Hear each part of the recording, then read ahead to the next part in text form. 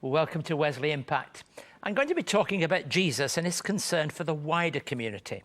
And when people talk about a full life, I don't know what thoughts come to your mind. Are you content and happy with the life that you have and what life has taken to you? Vivian Wilson says she's claimed that title, a full life, for herself. Over the past 25 years, she's been, as she puts it, on assignment, from the wailing and sadness of mass starvation in Ethiopia to picking up the pieces following mass genocide in Rwanda. She hopes her story, trusting God in the midst of it, will inspire others to put their faith in action. Vivian, it's good to have you on the programme. It's good to be here. Thank you, Keith. Good. Your life's work really, in some ways, has been related to health outcomes for some of the poorest of the poor in one place or another. Now, before we talk about your career, you had a tough childhood. Yes, when I grew up, I suppose I did have a little bit of a tough upbringing because my dad was an alcoholic. But I think of the children that I've seen over the years and I realise that my life really wasn't as tough as their life.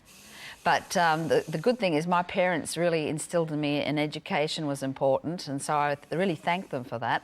And the finer things, I did ballet and art of speech, great platform for doing what I do. And yeah, so I appreciate that. Also work with Aboriginal kids has been my, how I started off being a third world aid worker was because my mum and my dad believed in us, that all men were equal.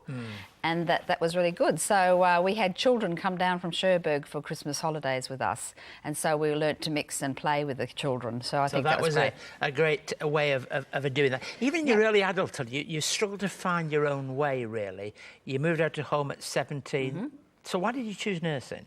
Well, I have to admit, sadly to say, it wasn't because I wanted to help people. It was actually to get out of home a little bit. I was an independent person, I think, and I really wanted to... I could have done teaching, but I decided nursing was a great way to get into the nursing home, to the, the nurses where they lived. And so I started off doing that, but I realised I'm a much better health educator than a curative nurse. And so, yeah, I went Your that first way. overseas job took you to South Africa. Yes, that's right. Yeah. To a whites-only hospital at the time of apartheid. Yeah. What did that do for you? Yeah, that was back in 1976, and it was during the Soweto riot times.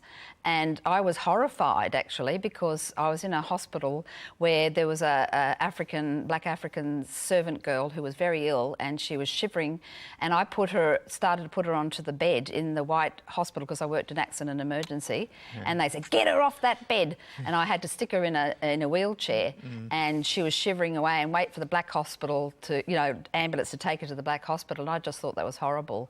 And so, that sort of, I suppose, made an impression in me that it was all wrong, not the right thing to do. So there's a number of things coming together here.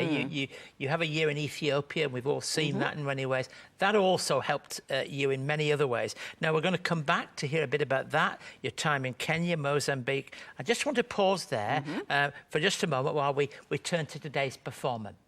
Vivian has shared with us that she was searching to find something of meaning in life in many different ways. Trish Delaney Brown's song shares that in the midst of trials and challenges, we've got to trust in what we know. Here's Trish with Someday.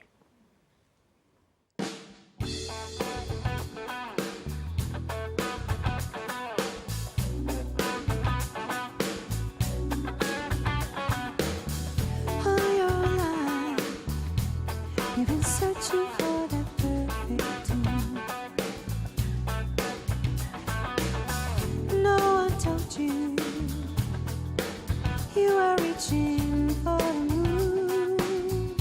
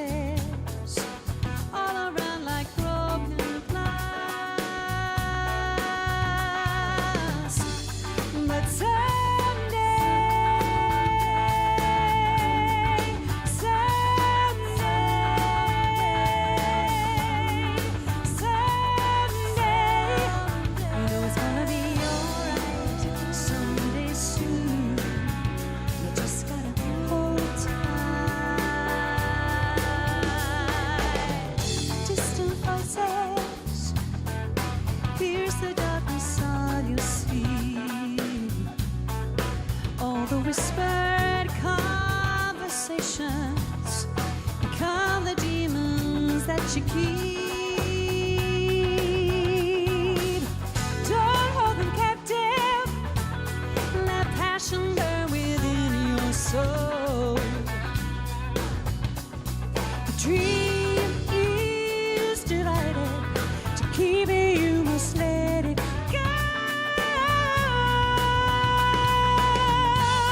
But someday,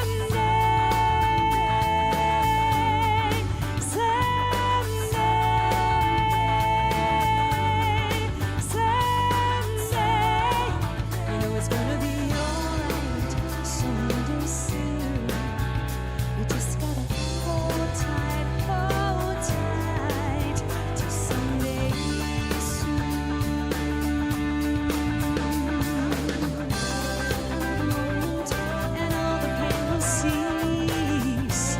Another vision, another mystery, another answer, another chance to grow, another reason to trust in what you know. Let's you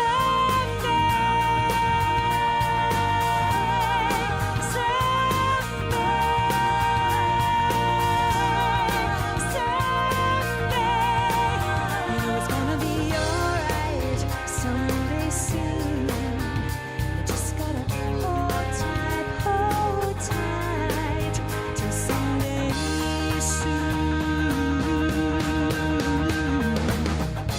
Hold on, the day is coming someday. Hold on, the day is coming someday soon. Hold on, the day is coming someday. Hold on, the day is coming someday soon. Hold on, the day is coming someday. Hold on, the day is coming someday soon. Hold on, the day is coming someday. Hold on, the day is coming. To commemorate 200 years of faith and pioneering care in Australia, Wesley Mission has released a publication documenting its work in the community. Everyone needs a little rest. Everyone needs a little joy. For more information on today's people, today's story, you can contact us on 02 9263 5555 or email us at impacttv@wesleymission.org.au. Trisha's been a regular guest on the programme. If you want to know more about her and her music, details will all be on the website for this week. We're back with our Christian aid worker, Vivian Wilson. Vivian, in 1989, you were responsible for a huge number of people, tens of thousands, 40,000 lives in Mozambique, at that time considered one of the poorest countries in the world. You travelled with this phenomenal military escort. Tell us about that. Yes, we used to have to go from the province of Tet, the capital, down to a little village called Shangara. And because it was a war going on and there were bandits everywhere, and so we had to get down to the village. I was living in that village for a whole year, where I was the only expatriate at that time. And so I got to live the village life with people, but it was pretty dangerous. Like the first time I went, actually, it was a little car broke down quite a bit on the way, and it was pretty scary because we found out they could have attacked us anywhere along the line. Yeah. So that really puts things into a context. You went eventually to other places, but you called many of these people special friends to you, didn't you? Tell us a bit about Babush and some of these friends. Babush, yeah. Young Babush, when I first arrived, I didn't speak Portuguese and I didn't speak the local language, but I knew that kids always could understand songs like Old MacDonald had a farm, and then I would go like a pig, and so Babush was only a little kid then, and because I was there 3.5 years altogether in Mozambique, I suppose it shocked me one day when I found him that they'd captured him and made him into a child soldier. And so that was really sad. And so I went up and I asked him, how do you like being a soldier? Because I thought he might have liked holding the AK-47 and, you know, putting on the uniform and stuff, but he wasn't really happy at all being a soldier. Yeah, he was forced into it. And some of these people became very close to you. But you talk about 1994, going to Rwanda, being a big change for you. Definitely. I think I'm a completely different person after being in Rwanda. I got there not long after the genocide. I came in with about the same time the Australian Army came, because they were doing the medical side of things. But I went with World Vision, but I didn't expect to see what I saw. I actually saw 3,000 to 4,000 dead bodies on top of each other in a church. I actually saw altar where they'd actually shot people at the altar and blood squirted all over the walls, and it was just the most horrible thing. And little children that they tried to decapitate, you know, we worked with, because I had 250 children that we looked after in an unaccompanied children's program. So that was just an awful thing. You can't help but change after seeing that.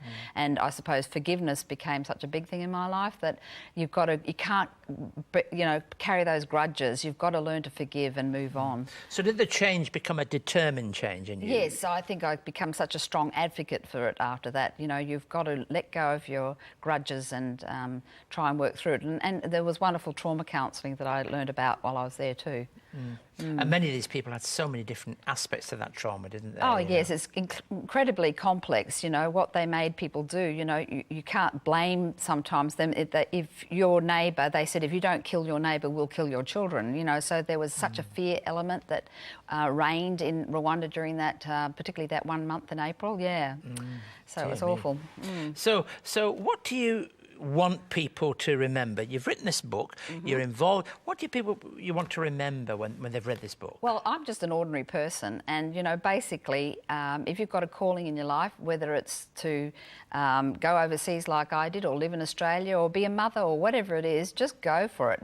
You know, step out, because life is an adventure. When you're with God and He's helping you, it is a full life, and it's a very rewarding one. Even though it might have its dramas and tragedies, out of it all, I can still smile and laugh. And yeah, I've coped pretty well, seeing I've gone through such a lot. Yes, so, and you've been through those many different. You've got a map tour of Africa in your life. You're now working in Central Australia and helping people. Yes, that's right. And with particularly with the Indigenous population, I was very concerned about the petrol sniffers back then. When I first went, that's 11 years ago.